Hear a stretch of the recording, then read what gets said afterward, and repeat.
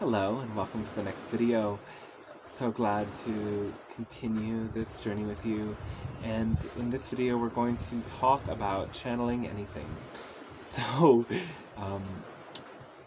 we talked about generally that step into opening up to different guides, and now I want to share about the ways that we can tap into so many different aspects of creation just by focusing on it.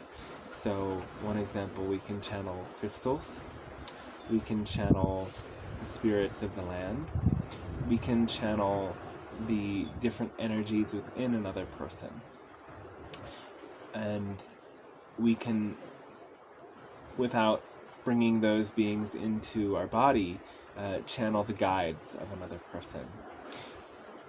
So this really works through feeling and through sensing, and the principle is really the same as what I talked about with channeling a guide. And we invite those energies into our body, and we start to feel the vibrations it brings up. If there's images, if there's sensations, it's all really important and powerful. And in the next group session, if you're part of a group, we are going to explore a way that we can kind of see many different aspects of a person. And for example, one person will channel one organ in somebody's body, and one person will channel another organ, and they can have a dialogue. Or one person can channel a certain person's chakra, and another person channel a different chakra. One person's the heart, one person's the throat.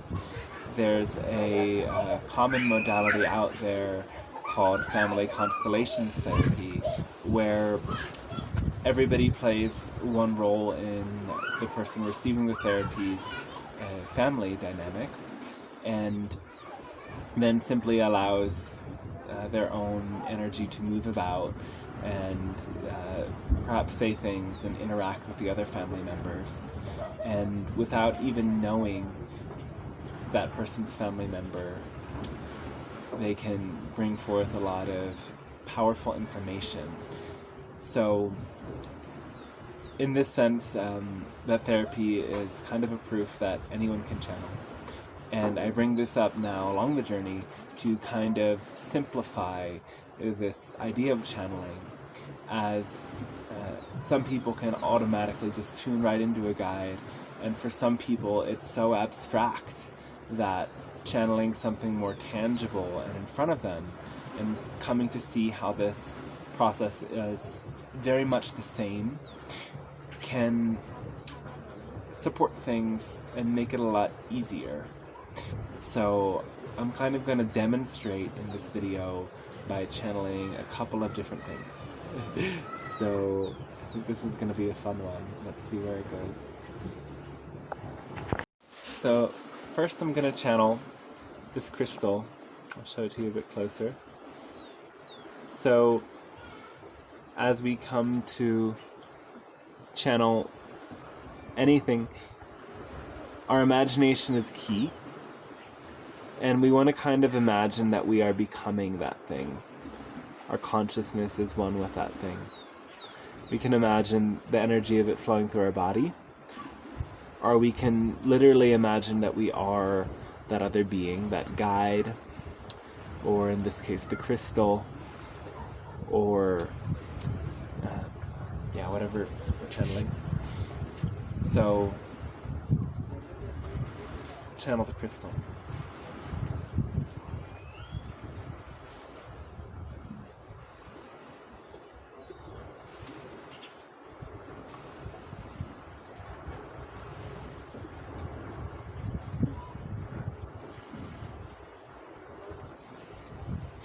I am a guide of the earth, and I have come here to support those who view me and work with me in connecting to this energy of the brilliant sunlight. I bring an energy of joy and optimism. You can imagine me much like a beam of sunlight that shines upon you and brings this warmth, a sense of aliveness and connection. This joy and light I bring is there to help you lighten up, to show you the light that exists within you, to bring warmth and optimism into your being. The way I refract light and sparkle helps you to find your own sparkle. And I'm here with you, the channel now, to remind you of that and to remind you to receive the light in the same way that the light shines upon me and reflects outward. And in every position I stand, the light shines a bit differently. You move throughout the world, and others shine their light upon you, and you shine it back to them in unique ways. So be open then to allow the light in. And I am very happy to be with you, the channel, and we in the Crystal Kingdom are very happy as long as you are respectful to us and understand that we as well belong to the earth. You can work with us and work with the energy of the earth to support you in growth and awakening.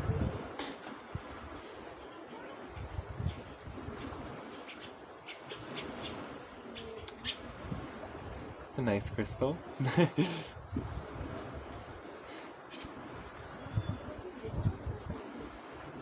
Just a note about working with crystals. As I go deeper into this journey, I find them less and less important, though they can be something that gives us this tangible connection to the earth. And really the ones that we're drawn to and the ones that kind of light up to us are key, and just noticing how we feel with them and charging them with good energy and intentions and cleansing them regularly in the light of the moon or the sun or with sage or salt. It's great. Anyway, that was channeling a crystal. I don't often do that, but it serves some purpose. Okay, so I'm going to tap into the spirit of this lake. Some call her the Lady of the Lake, and demonstrate channeling an earth or nature spirit.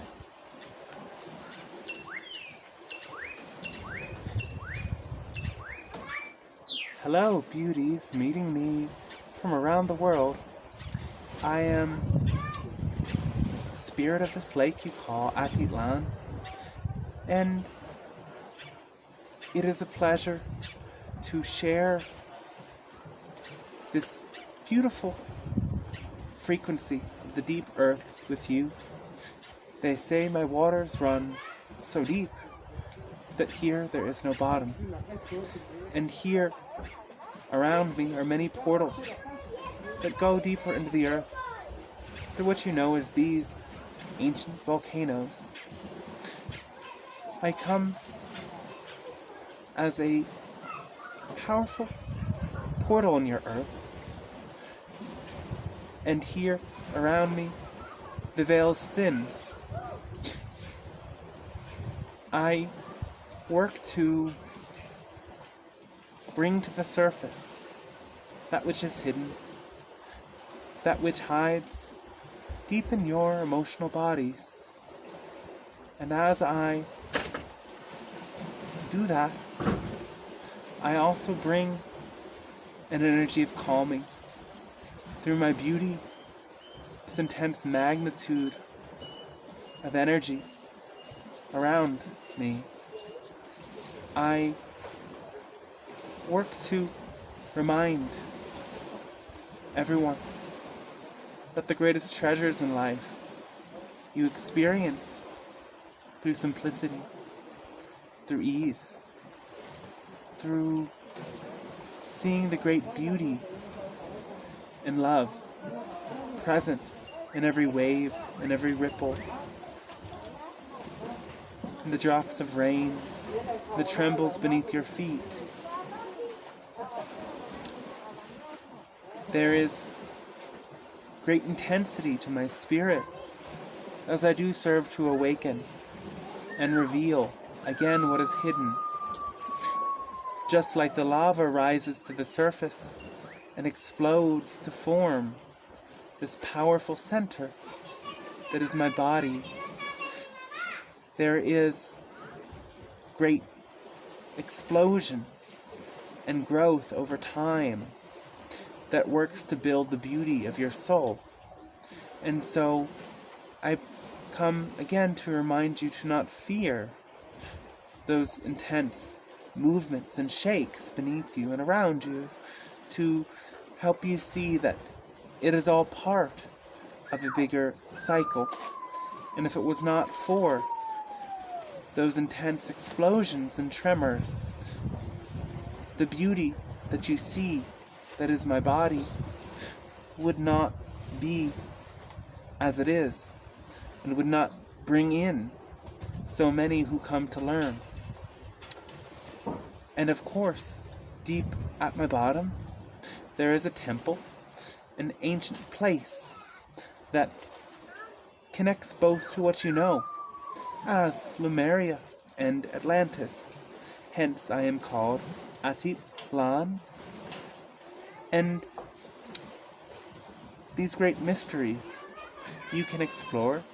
You can come to visit those temples from wherever you are around the world, to imagine sinking deep to the depths and exploring crystalline chambers and chasms and ancient places where the spirit of the earth itself was worshipped, and humans themselves worshipped each other and the light within them as part of the great fabric of the earth and the cosmos. And the energy emitted from this temple still attracts and brings forward many energies and many interdimensionals from other planets and also from deeper within the earth. So, wherever you are around the world, I am a home for you, and you can come to explore me if you would like. I have great love for all of you. So, again, I am thanking you for taking in this energy, this serenity.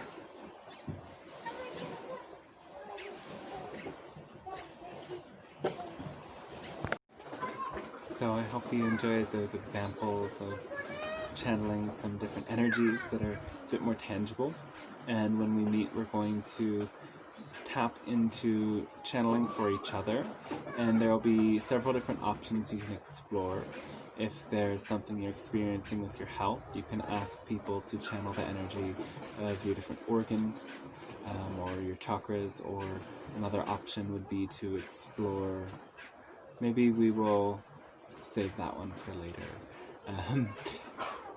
I'll just mention it though. We'll at a point explore channeling somebody's internal masculine and internal feminine energies and their inner child, and that kind of divine triangle is a very powerful way that we are all kind of governed by these different archetypes within us, and the exchange of energy between them kind of relates to how we hold ourselves in the world and how we relate to other energies in the world. And as well, we can start to tap into the energies of even more archetypes within us, and see all of the different forces that make us up. So when we channel these different aspects for another person, it's important to kind of just allow everything to kind of fall away, and really imagine that we are that person. And again, it's like an automatic response, though sometimes, you know, it won't come to you just as an idea, it will come to you as a feeling. So if you're channeling another person's body, if you're channeling an organ for them, you might suddenly immediately tap into a great wave of sadness, grief, fear, anger, and sometimes the first things you'll say are, "I'm so angry, I'm upset." And then they can ask you, "Why are you angry? Why are you sad?" And you can say, "I'm sad because the message will just come to you." And then this is really kind of holding open a space, and it's really powerful in a group to allow somebody to interact with themselves played out through a group of people. And then another thing that we can add on to this is seeing how two different people interact. Like if one person is channeling your stomach and the other person is channeling your spleen, each of those organs are going to be holding different emotions and different qualities of your belief systems, and the way that they interact with each other is kind of going to show you another kind of parallel playing out on a different level.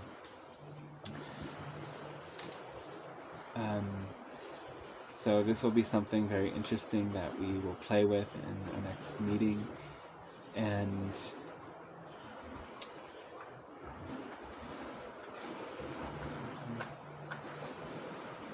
again, when we start to channel in this way, it becomes really important to start to notice that difference between our own emotional state and the things that we pick up from another person. So we can really distinguish, you know, what is mine, what is theirs. When we become really familiar with those kinds of qualities we're feeling all the time, the ways that we're feeling them, we know that that's ours. And simultaneously, especially in the practice of these exercises, people might choose you because you hold a similar vibration to the vibration of, you know, that what you're channeling for them. So sometimes it may not feel, especially at first, like what you're feeling and what you're tapping into is something other than you, though you can just trust the process of showing up. Oh, this is what I'm feeling, it's there for a reason. And just openly expressing it and showing up to that journey will make it easier to be that clearer channel. Also this.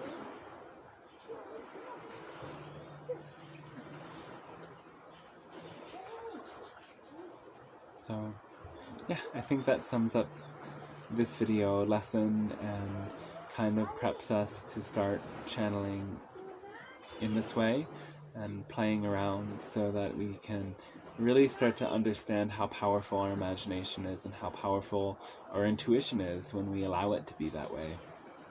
Oh, and one more thing, returning to your own energy. Sometimes when people open up to channeling for others, they start to, you know, hold on to that vibration of what they're picking up on, and it will stick around with them. But this can be easily kind of dissipated, and one thing to do is just to shake it off and imagine any of the energy that's come into your body, into your vessel, just flushing out. You can also imagine it, you know, sending it all back to where it came from, sending it back into the earth. And sometimes when you're channeling, you may find that there's something that triggers you in what you're channeling, and it's again also important to then return to that space of presence with what you're feeling, and that same kind of ability to unconditionally love whatever is up and breathe and smile into it is really the best way to clear out any energies that you don't want to be carrying around from doing a channeling. Sometimes some people really like to use sage or other clearing tools, a smudge or an incense, that's all well and good. Sometimes people really like to wash their hands, because again, our hands are one of these key portals where the energy enters. And yeah, I personally really like shaking it off, giving it a good shake, stomping the feet a little bit, and yeah, when I do a big long channeling session, I kind of tend to immediately switch back into something very grounding, like eating or using a grounding medicine, watching the lake, having a little nap, something that just allows me to either return into my flow or really rest. And in that way we can just come back to our center very easily. So again, let me know if you have any questions and what you thought about this one, and very much look forward to connecting to you quite soon. Much love and many blessings.